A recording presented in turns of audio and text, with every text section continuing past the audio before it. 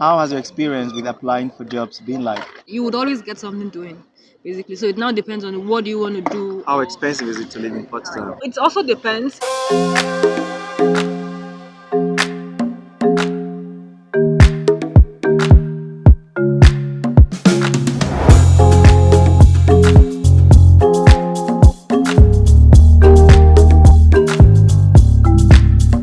How does it feel like living in Potsdam? I actually think it's pretty beautiful here in Potsdam. There are a lot of tourist attractions here. Centers, right? Yeah, so although I'm not so much of the going out person, but I think it's really been cool staying in Potsdam, and it's relatively safe. And how about the cost of living here? How expensive is it to live in Potsdam? It also depends. Yeah, I mean, if for instance we have the student hostel by Studentenwerk Potsdam, Okay. and that actually for students it's very subsidized. It now depends on how old are you now. I mean, Oh, yeah? basically in Studentenwerk, you once you're above the age of 30, you're not eligible except To maybe stay there for anymore? yeah, except maybe for some rare cases and the likes. I mean, during this COVID time, I know of some of my some of the students here that are above 30 and they got apartment at the Studentenwerk, but on a very short contract. Even though you're a student, it still doesn't matter. Yeah, even though you're a student. Okay. I mean, it's basically meant for students. You have to be That's a student right. to stay in Studentenwerk Potsdam. Okay. But once you're above 30 years of age, it's not likely you get a place. I did not stay in the student hostel when I studied because I just like to live off campus. But do you think there's any advantage to live in the student hostel? I mean, besides the fact that it's more affordable to live in a student hostel, what other advantages do you think there are? I mean, so you have students around you, so probably, I mean, in cases where you need maybe assistance with your studies or Okay. there's something you're looking for, Yeah. maybe some textbook or some study materials, Hmm. it's very easy to get in a student environment compared to living in a non-student environment, basically. And how about things like privacy and stuff? Because you share. In terms of private, I mean, for some people generally, they wouldn't want to stay in a student hostel for reasons best known to them. I mean, depending on how much you want to pay and depend on what other things you're looking for, basically. Okay. There are some students apartments where you have everything in there. You are not Yeah. sharing anything. You have your room to yourself, the bathroom, the kitchen, everything is built together with the apartment. So That's it true, that's basically true. depends actually. Could you give me an idea of the costs, like the hostels? What are the price range? I would say it ranges from maybe 170 to maybe 302 thereabout. 300, but that would be a really good one if it goes from 170 to 300. Yeah. And 300 would be like really good one. Yeah. So besides studying, what else can someone do in Potsdam? Yeah, I would say that, as I said, I'm not so much of this going out person, and so Okay. I may not be able to give a concise explanation on how the life here is in Potsdam. But generally, I would say it's serene. It's not as busy as it is in Berlin. That's another nice way to say it's boring. So aside being a student here in Potsdam, I mean, you could also be working basically. Yeah, But that's true. that also depends on what area now, yeah, because there are a lot of research institutes here in Potsdam. So you Okay. could work as a researcher, as a scientist, or as a research assistant or the likes. And How many institutes are there in Potsdam? Do you know? to the best of my knowledge, I think there are about 4. How has your experience with applying for jobs been like? You would always get something doing, basically. So it now depends on what do you want to do, or are you actually particular about, oh, this is what I want to do. So I mean, at the beginning I got jobs at the restaurants and all, but later on I realized that I need to sharpen my research skills. I need to Yeah. work more in the lab and all. So I just started I checked a particular research institute and I checked their groups. I saw the ones I was interested in, then I started sending the group leaders and or the postdocs emails. Okay. I actually sent out 3 emails. I think 2 got back to me and they said, okay, come for an interview and the likes.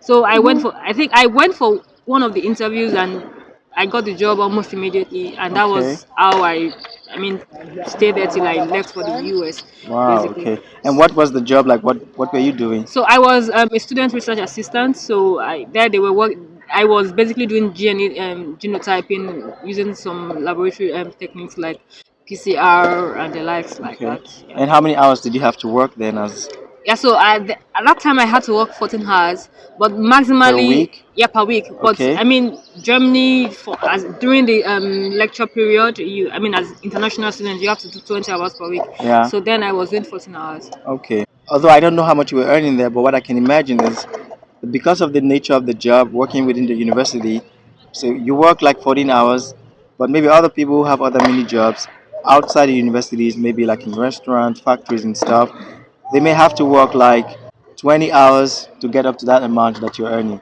Yeah, more or less, more or less. I mean, it's a lot of things actually depends on your salary actually. Yeah. But where I worked, I mean, they were one of the well-paying institutes, so it wasn't that I can't. I Yeah. think they were paying 11 euros or Per thereabout per hour. hour And at most that times you time. don't have like so much to do. I mean, I'm talking from experience or friends that I know. So let's say they're working in the lab and then sometimes they go, all they have to do is just to prepare buffers, you know, prepare buffers and then that's it. But it also depends on, I don't know how it worked for you, but sometimes they assign students to some PhD guys or postdocs. And it all, like in my case, then it was like in the Biochemistry Institute. So we were doing a lot on, yeah, protein crystallization and stuff, which majority of the part was just on preparing buffers, different salt concentrations, and trying them. What I'm trying to say is that the work is not so Yeah, tedious. it's not so You do rigorous. the work and you still have enough strength to do other things. You're not like True. exhausted. Yeah. Because later on, I was also like working as a barman while studying, and then that also was not so tedious because yeah, I mean, but for sure it was more effort than working in the laboratory. Then compared to friends who were like working in the factory and would have to work overnight and stuff. What I'm trying to say is this: if you have the opportunity to get like a student job in the university, it's always a good option. Why? Because one, it aligns with your studies True. and also your future career, what you want to do in the future. And also you work less hours and you get paid even more than people who spend a lot of time. And it's not so tedious, at the end you're not like super exhausted, you can do other things. You can still work and do other things, True. right? True. Yeah. And now, are you already considering looking at applying for like a job after studies and Yeah, stuff? actually, I'm applying already. Anyway, yeah, I mean, yeah, because it's always good that you apply as early as possible. Yeah, Definitely. because probably you don't have it all together. So Yeah. while applying, you see where the loopholes are, then you can work on them. Yeah. And I mean, in most cases, there will be rejections. So it's always good that you Yeah. start early so that you can I mean, always in all cases, actually. so they can always cope with the rejection till you get something Yeah. something worthwhile. So at the moment I'm actually applying, and also I'm actually looking forward to doing a PhD. So my Okay. focus is actually more or less on the PhD side, but till I Mm-hmm. get that, I'm also trying to apply for For regular jobs. regular jobs basically. So, guys, studying in Germany precisely, your student visa comes with a work permit. So, you don't have to apply for any extra work permit when you study in Germany. It comes with it automatically, and you're allowed to work 120 days in a year. That's right. Yeah, 120 full days in a year, or 240 half days in a year. And yeah, I think also there's a chance for you to work more than 450, but then you get taxed on it. Yeah. So I had friends who were also like working and earning, yeah, maybe like 1,000 or so. It depends on which sector and then how much they pay per hour.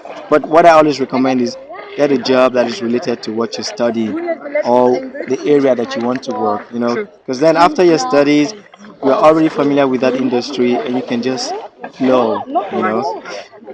Cool. So that's all for now.